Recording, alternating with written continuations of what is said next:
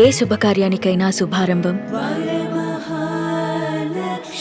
Welcome to Suman TV. నేను మీ రోషన్. ప్రస్తుతం నాతో పాటు నాన్నక ప్రేమతో షోలో మాట్లాడటానికి రెడీగా ఉన్నారు ట్విన్ సిస్టర్స్ ప్రమోదిని గారు అండ్ ప్రశాంతిని గారు, వాళ్ళ ఫాదర్ పురుషోత్తం గారు. సో నమస్తే అంకుల్. నమస్తే. ఓ మీరు మంచి కళాకారులే, 3 సార్లు చెప్పారంటే. ఎందుకంటే ఫస్ట్ టైం మీరు కెమెరా ముందు కనిపిస్తున్నారు. ప్రమోదిని గారు ఈ మధ్య అమ్మ క్యారెక్టర్లకి పెట్టింది పేరు ఇక్కడ తెలుగులో తమిళ్లో. చాలా అందమైన ఒక మంచి తెలుగు అమ్మ వచ్చారు మాకు అని చాలా మంది మాట్లాడుకునే స్థాయికి వచ్చారు ఈ మధ్య చేసిన సినిమాల ద్వారా. అండ్ ప్రశాంతిని గారు మంచి కూచిపూడి, భరతనాట్యం డాన్సర్. సో కళ్ళతో అభినయాన్ని పండిస్తారు. అంత మంచి కళాకారులు. మీరు అమెరికాలో ఉండిపోయారు, మీరు ఇక్కడ ఉండిపోయారు, డాడీ బెంగళూరులో ఉండిపోయారు.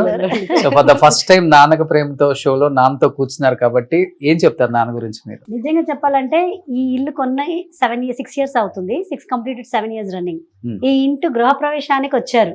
ఓకే. ఆఫ్టర్ 7 years మా సిస్టర్ యుఎస్ నుంచి ఆఫ్టర్ 4 years వచ్చారు. ఓకే. మా బాబా వాళ్ళ పేరెంట్స్ ఇల్లు ఇక్కడే వనపర్తిలో, మహబూబ్ నగర్. సో తను వాడిని మీట్ చేయడానికి ఇక్కడ హైదరాబాద్కి వచ్చేటప్పుడు మా నాన్న, మా అన్నయ్య, వదిన, కూతురు అందరూ వచ్చారు. లేకపోతే ఇప్పుడు వచ్చేవాళ్ళు కాదు.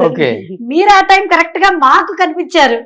సో మీరు మాకు అంటే మీరు నిన్న అడిగిన ఆ టైం కి వీళ్ళు ఇక్కడ రావడానికి పర్ఫెక్ట్ గా కుదిరింది. ఓకే. సో నాన్న ఇంటికి వచ్చినందుకు చాలా హ్యాపీగా ఉందా? 7 years తర్వాత హ్యాపీగా ఉంది.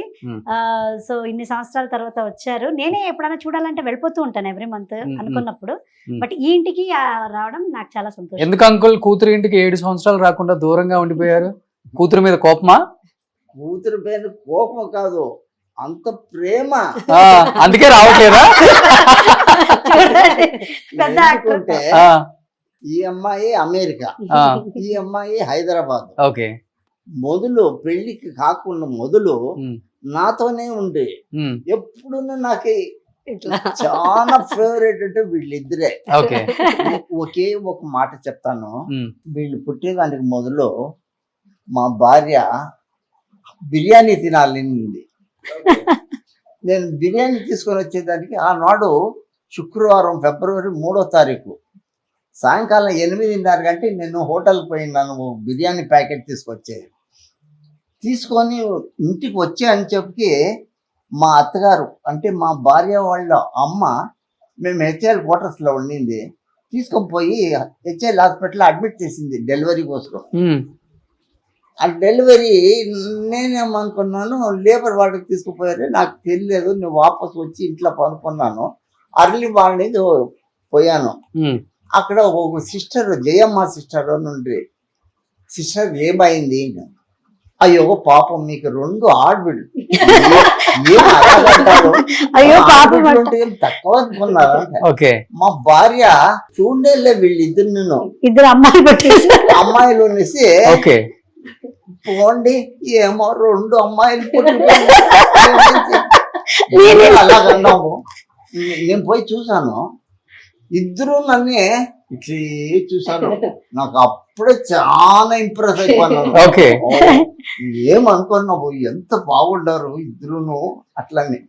సరే అనేసి ఈవినింగ్ విజిటింగ్ అవర్స్ లా, అప్పుడు 1978 లా ట్విన్స్ ఉంటే కొంచెం ఆశ్చర్యం అందరికీ హాస్పిటల్లో. అవును, ఒక అబ్బాయి ఒక అమ్మాయి లేకపోతే 2 అబ్బాయిలు ఇట్లా పుడితే కొంచెం హ్యాపీగా ఉంటారు.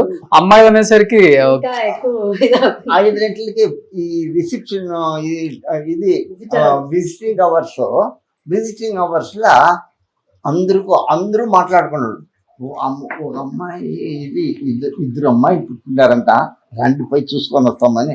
అదొక ఎగ్జిబిషన్. ఓకే. తర్వాత నేను హెచ్ఏఎల్ ఇండియన్ డివిజన్ లో పనిచేస్తా ఉంటాను. ఓకే. అప్పుడప్పుడు కొంచెం బాంబే పోయేటప్పుడు ఒక పబ్లిసిటీ వచ్చింది పేపర్లో, ఇట్లా అమ్మాయి కావాల్సింది ఒక పిక్చర్ లేను. అబ్బాయి నాయుడు గారు కన్నడ ఫిలిం చాలా famous director, producer, director Vijaya Reddy గారు వాళ్ళు పేపర్లు వేసితే, అప్పుడు బ్లాక్ అండ్ వైట్, స్టూడియోలో కూడా కలర్ ఫోటో లేదు. వీళ్ళిద్దరితో ఫోటో తీసి భార్య ఓ లెటర్ పంపించింది. నేను వచ్చిన తర్వాత చెప్పింది, ఇట్లా అయిందండి, నేను ఫోటో పంపించిండాను అని. అదంతా మనకి ఎక్కడ దొరుకుతుంది, మనకి ఎక్కడ, అయ్యో ఎందరో ఉండారు అట్లా అనుకున్నాను. తర్వాత ఒకరోజు సడన్ గా ఇంటర్వ్యూ వచ్చింది వుడ్లాండ్స్ హోటల్లో, రూమ్ నంబర్ 57. నంబరు గుర్తుంది. నేనేమీ మరి లేదు, రూమ్ నంబర్ 57 పోతాం.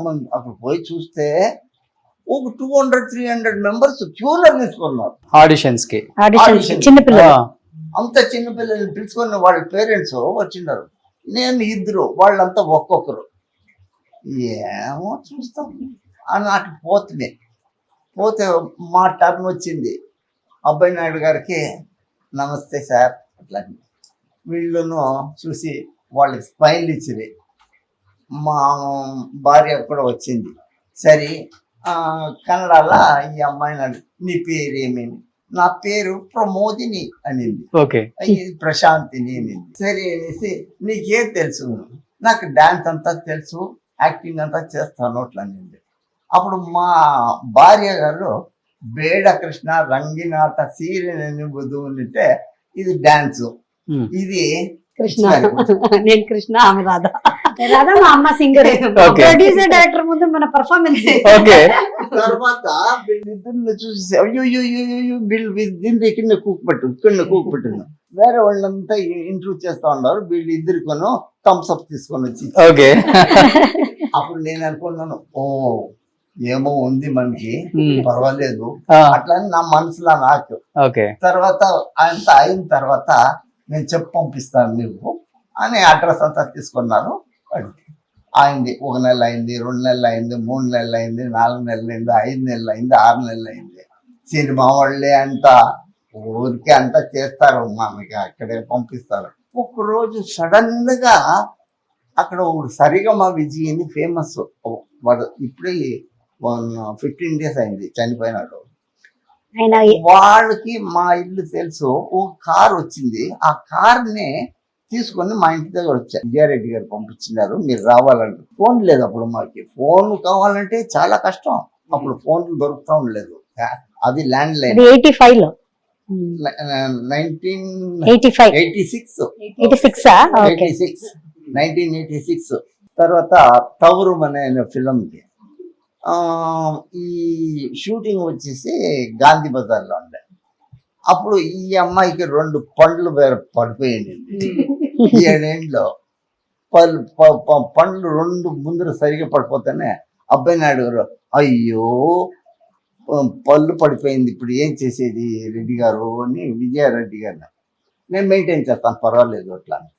నేను దీనికి చెప్పింది, హుషారు దీంట్లోనూ అంతే, నగినప్పుడు ఇంతే ఉండాలా, ఈయన మాత్రం నవ్వుకోడు. అట్లనే ఫాలో చేసి వాళ్ళు ఎంత మాట్లాడారు. డాడీ చెప్పేశారు, అది ఇంకా మాట మీరకూడదు. కంప్లీట్ అంత స్మైల్ అనే చేసుకుని పోయి. ఆ ఫోటో కూడా అక్కడ ఉంది, తవరమని అని. ఓ అదే బ్యాక్ సైడ్ దా? అక్కడ చిన్న ఫోటో. భారతి గారు, విష్ణువర్ధన్ భారతి గారు, అండ్ మన యాక్షన్ కింగ్ అర్జున్ గారు ఉన్నారు కదా, వాళ్ళ మావయ్య రాజేష్ గారు, కళ్యాణ్ కుమార్ గారు, వాళ్ళతో పాటు ఉన్నాను కదా. అది అప్పుడు అనిపించిందా, పుట్టింది అమ్మాయిలైనా కానీ అమ్మాయిలు అబ్బాయిలు కాదు ఇక్కడ అనుకుంటే ఏదైనా సాధిస్తారు ఎవరైనా. చెప్పింది 100%. ఇక్కడి నుంచి అందరూ తెలుసుకోవాలంట, అమ్మాయిలు ఉంటే ఏమో అట్లా అనుకున్నారు. అమ్మాయిలే కానీ అబ్బాయిలే కానీ వాళ్ళ దేవుడు రాసిండేది సరిగా వచ్చిందంటే వాళ్ళని ఎక్కడ ఎంత దూరం పోతారో అనేది మనకి ఏమీ తెలియదు. నేను నా కష్టాలని వాళ్ళకి ఎవరికి పంచుకోలేదు. ఎంత కావాలన్నా సుఖంగా అంత సుఖంగానే పెట్టుకొని వస్తాయి, వాళ్ళకి ఏమీ తెలియదు. అట్లా సార్ నేను అయితే